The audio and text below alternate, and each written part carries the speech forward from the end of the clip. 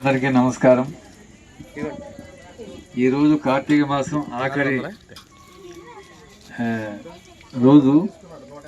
ఈరోజు సాయంత్రం ప్రదోష కాలంలో మనం శివుడికి అభిషేకం చేసుకోవటం అంటే ఎంతో అదృష్టం, మామూలు సామాన్యమైన అదృష్టం కాదు. శివుడికి ఏం చేసినా సంతోషిస్తాడో తెలియదు, కానీ ఓ చెంబుడు నీళ్లు ఆయన నెత్తి మీద హరహర మహాదేవ శంభో శంకర్ అని పోసేస్తే ఆయన ఎంత సంతోషిస్తాడంటే అంత సంతోషిస్తాడు.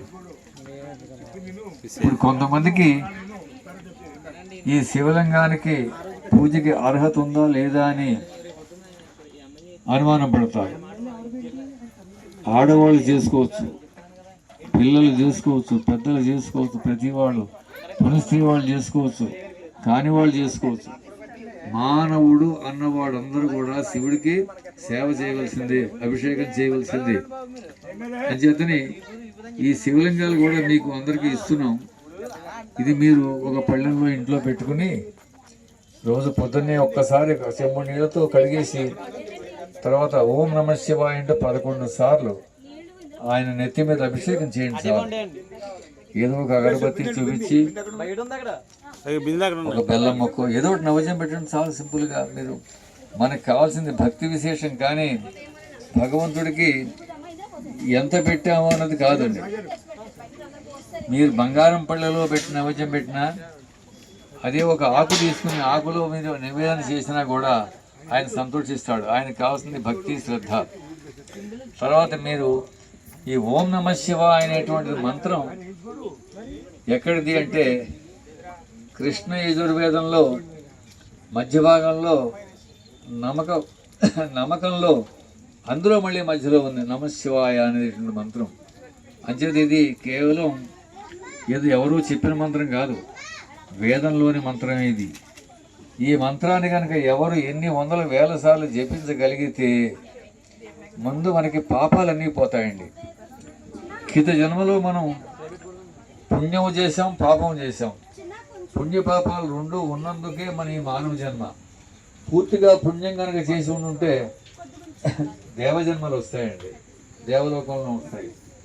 అలాగే కనుక పూర్తిగా పాపం చేసి ఉంటే అధోలోకంలో పుడతారు, అలాగే అల్పజీవుల కింద పుడతారు. మన పుణ్యపాపాలు రెండు ఉన్నాయి కాబట్టి మన ఈ మానవ జన్మ వచ్చింది. అయితే ఈ మానవ జన్మని ఏం చేయాలి? కేవలం మన యొక్క ఈ భౌతికమైన అవసరాలను తీర్చుకుంటూ, ఈ కుటుంబ సంసారాన్ని రక్షించుకుంటూ, ఈ కేవలం జీవితం ఈ విధంగానే గడిపేయాలా, లేకపోతే జీవితాన్ని ఉన్నదా అని మనం గ్రహించాలండి.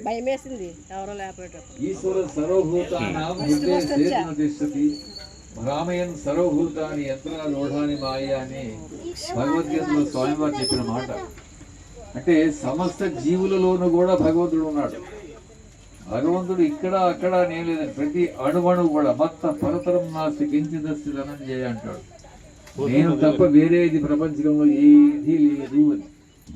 అదేవిధంగా మనకి ఈశావాస ఉపనిషత్తులో కూడా మనకి చెప్తాడు, ఈశావాస మిరగం సర్వం ఎత్తించే జగత్యాం జగత్ అని.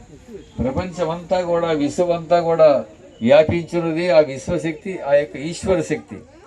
అయితే ఆ ఈశ్వర శక్తిని మనం ఏ విధంగా మనం అనుభవంలో తెచ్చుకోవాలి అంటే, ఏదైనా ఒక వ్యక్తి మన దగ్గర రావాలనుకోండి, వారు మనకి ఏదైనా సహాయం చేసి పెట్టాలి.